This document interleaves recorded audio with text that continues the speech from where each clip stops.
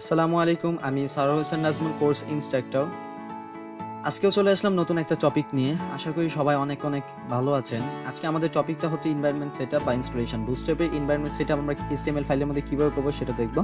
তার আগে বলে নিই, আমরা বুটস্ট্র্যাপ ফাইল ইনস্টলেশন দুইভাবে করতে পারি, একটা CDN লিঙ্কের মাধ্যমে, আর একটা হচ্ছে আমরা ডিরেক্ট ফাইল ডাউনলোড করে। সো এই জিনিসটা দেখার জন্য আমরা প্রথমে চলে যাবো getbootstrap.com ওয়েবসাইট, বুটস্ট্র্যাপের অফিসিয়াল যে ওয়েবসাইট আছে ওখানে চলে যাব।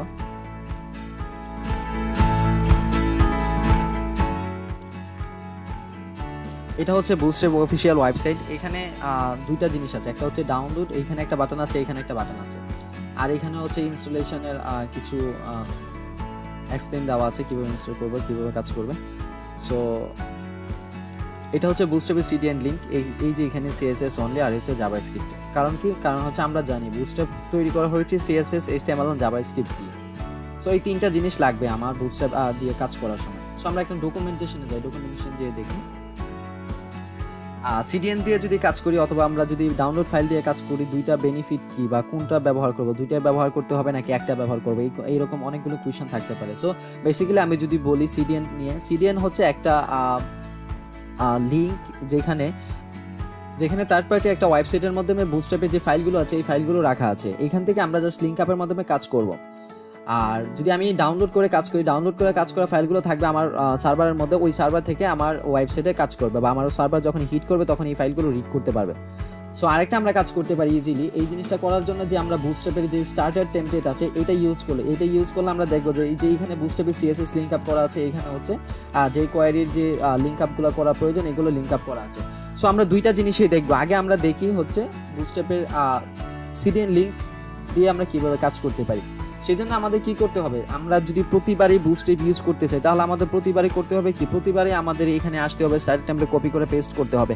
সো এই জিনিসটা যদি আমরা আগে থেকে করে রাখি, যেহেতু একটা বুটস্ট্র্যাপ ফ্রেমওয়ার্ক নিয়ে আমরা কাজ করতেছি, মানে হচ্ছে আমাদের সময় বাঁচানোর জন্য কাজ করতেছি। সো আমরা ওরকম আমাদের একটা ডেমো ফাইল হিসেবে একটা ডেমো একটা ফোল্ডার করে নিব, যেটা যার মধ্যে দিয়ে সব ধরনের সবকিছু থাকবে, ইমপ্লিমেন্ট করা থাকবে। জাস্ট আমরা এটা নিয়ে এর মধ্যে আমরা HTML কোডিং গুলো করব।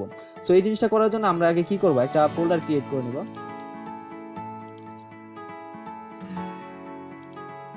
এই যে এখানে একটা ফোল্ডার ক্রিয়েট করে নিলাম, এই ফোল্ডারের নাম দিলাম হচ্ছে বুটস্ট্র্যাপ। এই ফোল্ডারের মধ্যে কি কি থাকবে, একটা হচ্ছে ইনডেক্স ফাইল থাকবে। আমি এখান থেকে একটা ইনডেক্স ফাইল নিয়ে নিলাম, নাম দিলাম index.html। এই যে txt এর মানে কি আমরা জানি, এর মানে হচ্ছে, যারা জানি না তাদের জন্য, এর মানে হচ্ছে একটা ফাইল এক্সটেনশন। মানে ফাইলটা কি, সেটা কি ডক টাইপ নাকি HTML নাকি CSS ফাইল, এইটা বোঝানোর জন্য আমরা এই এক্সটেনশনটা ইউজ করব। এক্সটেনশনটা হচ্ছে HTML দিয়ে দিলাম। দেখেন এখানে একটা নোটিফাই আসছে, নোটিফাই কি, if you change file name extension the file might become unusable. Are you sure you want to change it? Yes, I want to change it. Okay, এই জিনিসটা নোটিশ আসছে, অনেকে এখানে দেখা যাবে এই নোটিশটা আসবে না। তার কারণ কি? তার কারণ হচ্ছে আমরা ভিউ যেয়ে দেখবো এখানে দেওয়া আছে ফাইল নেম এক্সটেনশন।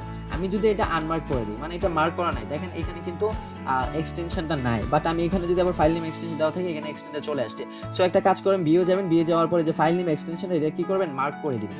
ওকে, দেন আমরা আরেকটা কি করবো, দেন আমরা আরেকটা ফোল্ডার নিব। একটা ফোল্ডার না, অনেকগুলো ফোল্ডারই নিব, CSS ফোল্ডার। এখন কথা হচ্ছে আমি index.html এর জন্য ফাইল নিই না, বা CSS এর জন্য ফোল্ডার কেন নিলাম? কারণ CSS এর মধ্যে অনেকগুলো ফাইল থাকতে পারে, যেমন আমি কাস্টম কিছু CSS করতে পারি, অথবা বুটস্ট্র্যাপের CSS আছে, আমরা যদি কোনো প্লাগইন ইউজ করি প্লাগইনের CSS থাকতে পারে। তো একটা CSS বিভিন্ন ফাইল যদি আমি একটার মধ্যে রেখে দিই তাহলে অনেকটা গ্যাদারিং হয়ে যায়। সো এই জিনিসটা করার জন্য আমি একটা CSS ফোল্ডারের মধ্যে আমি CSS ফাইল যেগুলো থাকবে ওগুলো রাখবো। এখানে আমি আরেকটা কাজ করি, এখানে একটা CSS ফাইল নিয়ে নিই যার নাম দিব হচ্ছে style.css। মানে এখানে হচ্ছে কি আমি কাস্টম CSS গুলো করবো।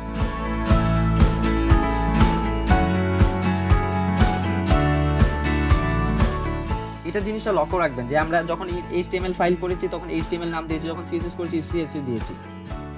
দেখেন CSS, এই যে আমার এখানে নোটিফাই আসছে। আরেকটা দেখেন এই যে এখানে আইকনটা আছে, এই আইকনটা কি হচ্ছে, চেঞ্জ হয়ে যাচ্ছে, এইটা মাথায় রাখবেন। আমি আরেকটা কি করব, যেহেতু HTML এন্ড CSS নিলাম, বাকি আছে কি জাভাস্ক্রিপ্ট। JS এর জন্য একটা ফোল্ডার নিলাম, এটার ভিতরে আমি একটা ফাইল ক্রিয়েট করে রাখবো। সেই ফাইলটার নাম কি দিব,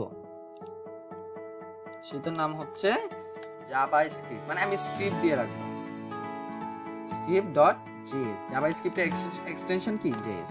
ওকে, আমার কাজ শেষ।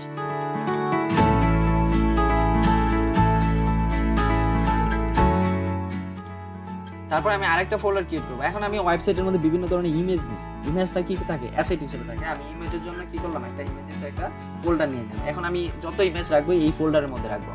সো আমরা যখন এই কাজটা করব, তো আমরা এই কাজটা করার জন্য আগে কি করব, আমাদের একটা এডিটর দরকার। আমি এডিটর হিসেবে আমি কোড বিএস কোডটা ইউজ করব। সো আপনারা চাইলে BS code, Sublime text, notepad অথবা ব্র্যাকেটস এগুলো ইউজ করতে পারেন। সো আমি এই ফোল্ডারটা ড্র্যাগ এন্ড ড্রপ করে কি করব, আমি আমার যে এডিটর আছে এডিটরের মধ্যে রেখে দিব।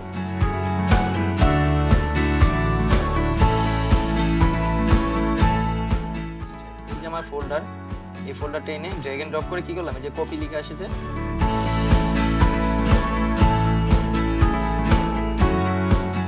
এই যে আমার এখানে কি আসছে, ফাইলটা চলে আসলো। আমি index.html ফাইলটা বের করলাম।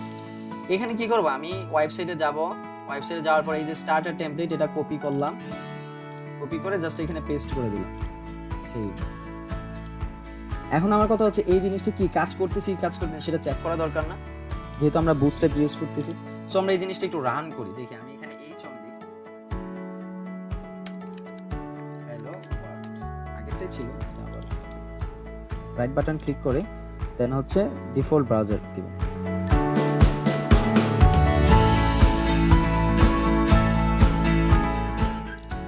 সো আমি এখন ব্রাউজারে ওপেন করব, ডিফল্ট ব্রাউজারে দেখি কাজ করতেছে কিনা।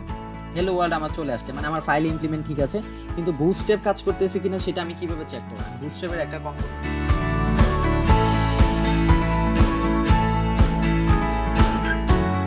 থেকে একটা ন্যাপ বার,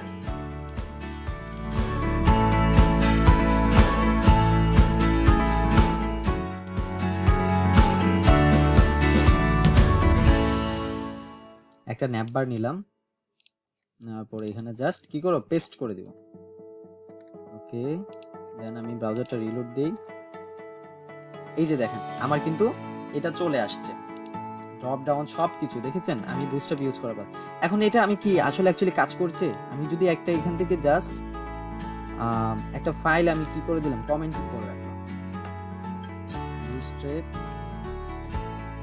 যে কোয়েরি ফাইলটা কি করব, কমেন্টিং করে দিলাম, কমেন্টিং করে দিয়ে এখানে কাজ করে কিনা দেখেন কাজ করতেছে। বাট এখানে দেখেন ড্রপ ডাউন কাজ করতেছে, মানে হচ্ছে HTML এর আর CSS ফাইলগুলো যেগুলো আছে এগুলো কাজ করতেছে, বা বুটস্ট্র্যাপের যে কোয়েরির যে কাজ আছে এটা কাজ করতেছে না। আমি যদি CSS ফাইলটাও যদি এখানে কমেন্টিং করে রাখি, তারপর ইউজ করে দেখি, দেখেন কাজ করতেছে, মানে আমার কাজ করতেছে না বুটস্ট্র্যাপের CSS এই CDN লিংক কিছুই কাজ করতেছে না।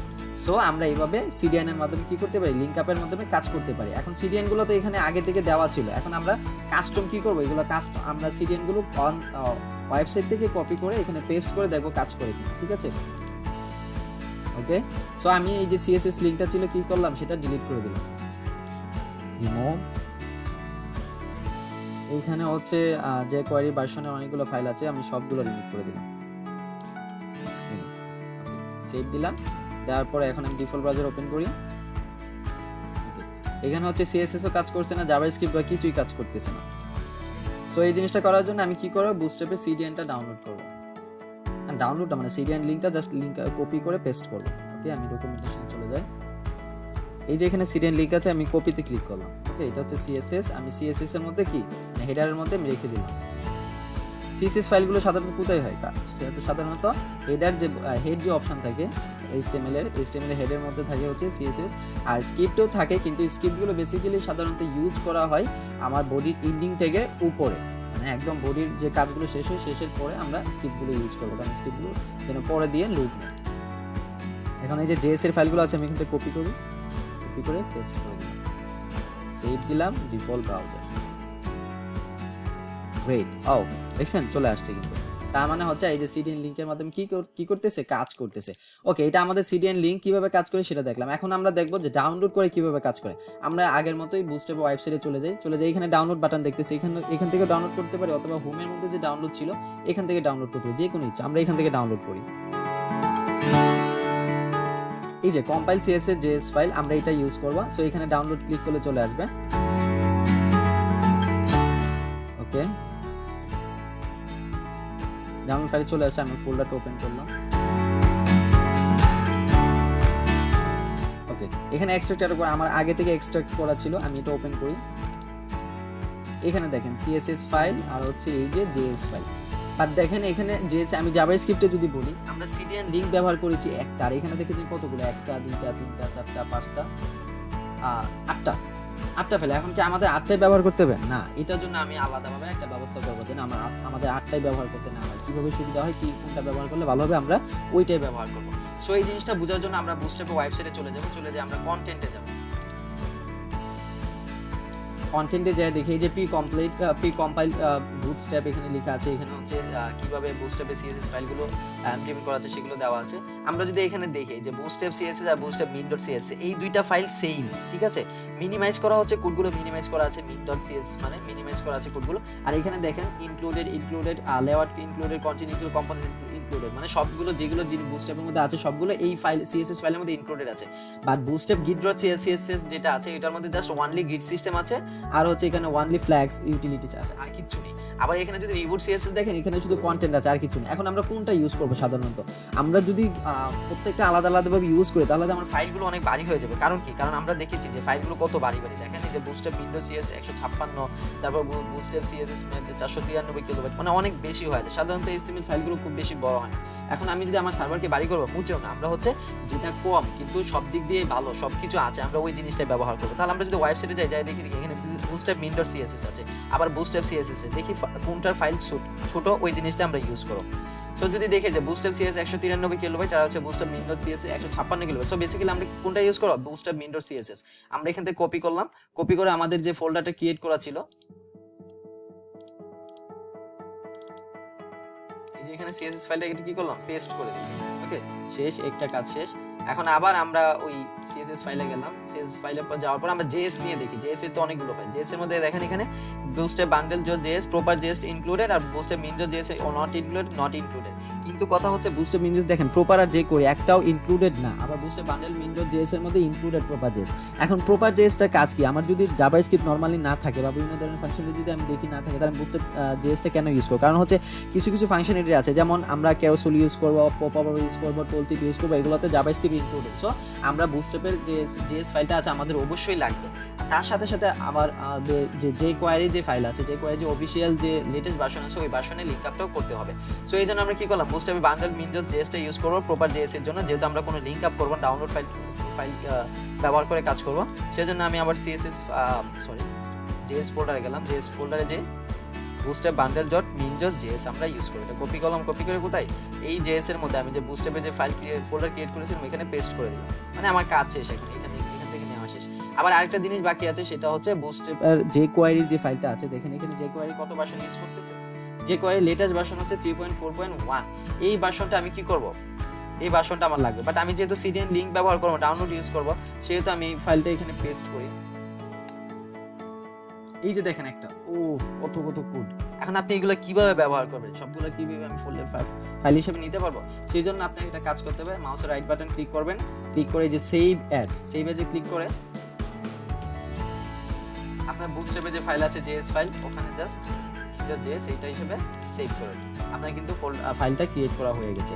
এখন আমাদের কি করতে হবে, এই যে HTML ফাইল এটার মধ্যে কি করতে হবে, প্রত্যেকটাকে ইনক্লুড করতে হবে। আমি এখানে এগুলো কমেন্ট করে রাখছি।